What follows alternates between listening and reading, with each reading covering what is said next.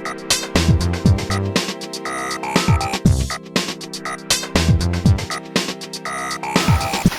we've got today with Hot Tuner Challenge, this is our update before the final test for 2010, and this is the Liberty GT MY10 model, 2.5 litre turbo.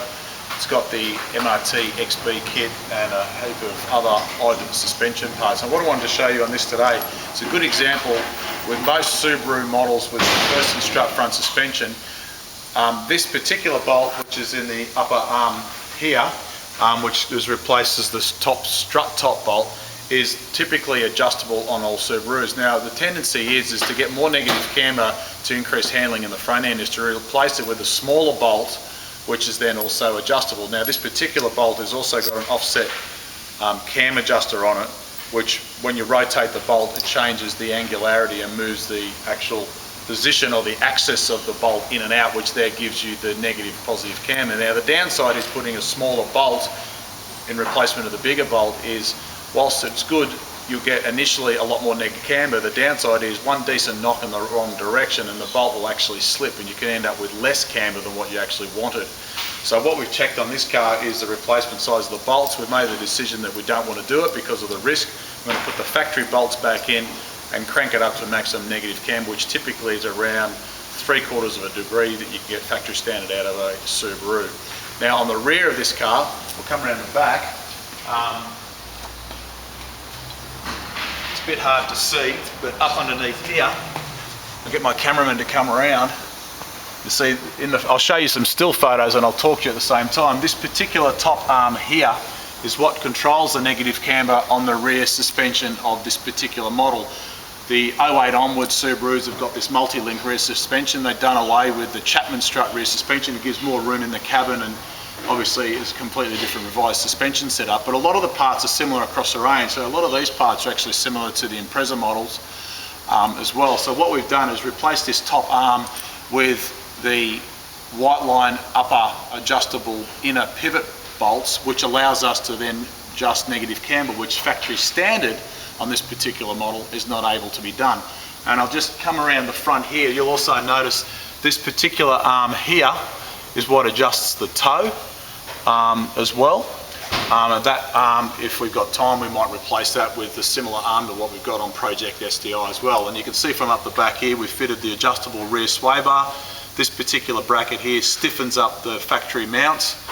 And some other opportunities in the back of the Liberty is to replace the bushes inside here to fill the voids to stop the whole rear subframe moving around under heavy load when the car's driving around corners, because all of this pivots off those main bolts that hold it up into the chassis.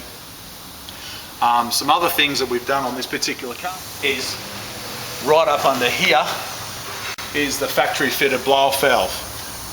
Now on this particular model, it's got a hose connection on one side and the other, and place it with a custom modified GFB MRT response, fully adjustable blow-off valve, which allows us to run externally or internally venting. Obviously it's got the hose connection on both sides, and if we want to, we can actually pull the externally venting option off and blanket over so it's 100% legal and legit for the road. Or of course you can have it adjustable. Of course you can run the electronic in-cabin adjustable one as well. So that will add a little bit more throttle response to the car. Some other final things that we're going to be doing to this car is obviously giving it a sports wheel alignment to get the best out of the car. Oh no, one thing I forgot to show you, of course, is we've now fitted the front adjustable sway bar. Now this has had a dramatic change. This particular car belongs to a very close friend of mine, and he said factory standard the car was impressive from a handling point of view, and now with the improvements in the suspension that we've done, he said it just goes around corners even better, to the point where it is comfortable in driving the car. So there you have it. The rest of the car's got our XB kit on. You can see here we're about to put the under tray back in. Remember, this particular model is a little bit unusual because it's got the turbo down underneath, and it's going to be a good fun car. And whilst it's not going to set any fantastic records from outright performance, for a Grand Touring type car with a sprightly increase in performance, the MY10 Liberty GT with these package of parts is certainly one that's well worth considering for your update of your model car, if you've got one, or if you're looking to buy a new car.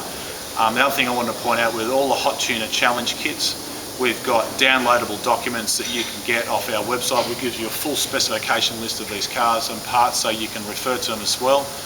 And hopefully that'll help you improve your car no matter where you are in the world. As usual, follow us on Flickr, Facebook, YouTube, Twitter. Pick up the phone, give us a call, send us an email, info@mrtperformance.com.au. And until next time, I'm Brett Middleton. Thanks for watching.